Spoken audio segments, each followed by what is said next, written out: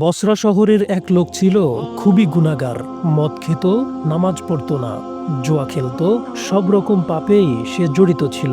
একদিন হঠাৎ সে মসজিদে এলো, চোখে পানি, কাঁদো কাঁদো কণ্ঠে বলল, আমি অনেক পাপ করেছি, আল্লাহ কি আমাকে ক্ষমা করবেন না?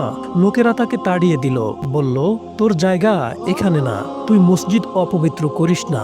সে এক কোণে বসে আল্লাহর দিকে মুখ তুলে বলল, হে আমার রব, মানুষ যদি তাড়িয়ে দেয় তুমিও কি তাড়িয়ে দেবে? কয়েকদিন পর সে মারা গেল। এক আলেম স্বপ্নে দেখলেন আকাশে আলো, ফেরেশতারা তাকে জান্নাতের পথে নিয়ে যাচ্ছে। আলেম বিস্মিত হয়ে জিজ্ঞেস করলেন, সে তো পাপী ছিল।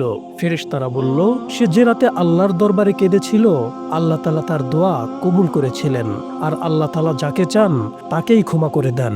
বন্ধুরা, আল্লাহর রহমত অপরিসীম। সত্যিকারের তওবা করলে সবচেয়ে বড় গুনাহগারও জান্নাত পেতে পারে। এই গল্প যদি আপনার হৃদয় ছুঁয়ে যায়, তাহলে কমেন্টে আমিন লিখে দিন, আর প্রিয়জনের সঙ্গে শেয়ার করুন, যেন তারাও আল্লাহর রহমতের কথা জানতে পারে।